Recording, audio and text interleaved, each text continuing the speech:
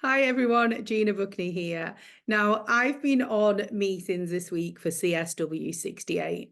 For those of you that don't know what that is, it's the United Nations Commission on the Status of Women. It's a 68 meeting that they've had. It occurs once a year, and there are all sorts of events happening for the next 2 weeks, well, this week and next week, and it basically kicks off after International Women's Day. So I've just been on one of the side meetings, which is all about women working in STEM.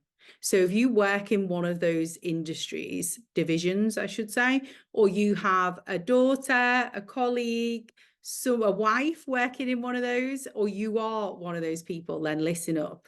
So the changes, I will try and summarize this very quickly because I know we're all busy.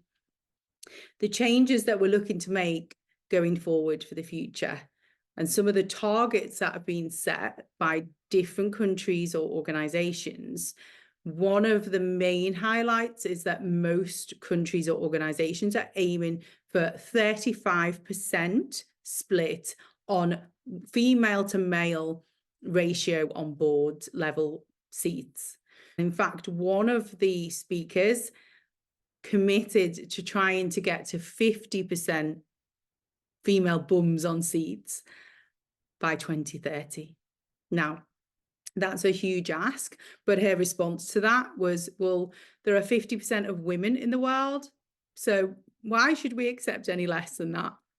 Which I loved. Now, key things that we have to do, and our organisation should be supporting us in doing this, are: one, remove the unconscious bias, and that starts at a grassroots level.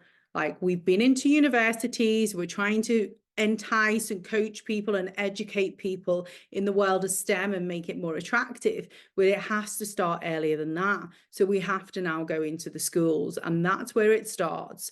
And removing that bias of, oh, I need a Barbie, or I should be gifted a Barbie when I'm younger, compared to like a puzzle that might be given to a boy child.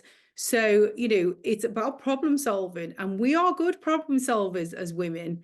I went into the world of STEM. That's the path that I took, and I was bloody good at it. I've now stepped away from it a little bit, but who knows, I might be back.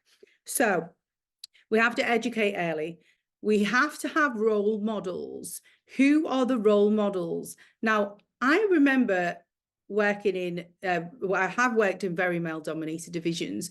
And actually, when I was asked the question the other day about who do I look up to, or who did I, and who's helped me in my career today, female, because it was for International Women's Day, a shout out. Actually, I couldn't think of any women in STEM, but the rest were all on the business side, because actually there weren't any role models. And when I look up to where I needed to get to, there was no one that I really admired.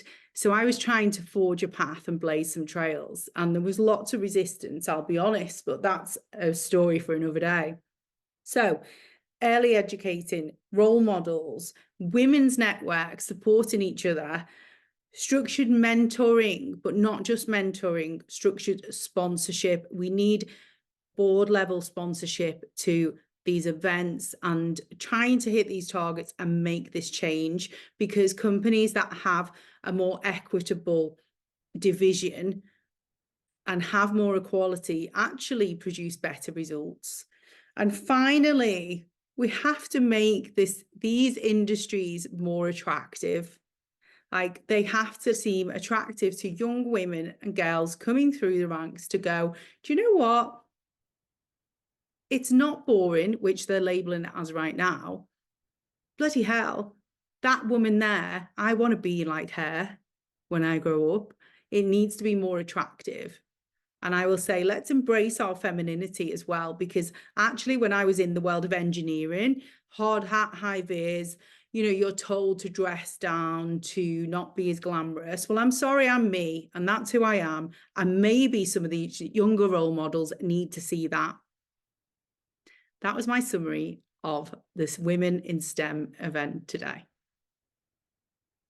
If you have any questions, or you want to reach out on how you can make your workplace more equitable and make sure that you have these females not just coming through the ranks, but actually you're retaining them and they're not leaving because they feel there isn't a path for them or it's not a fair working environment, then please reach out to me and my team today.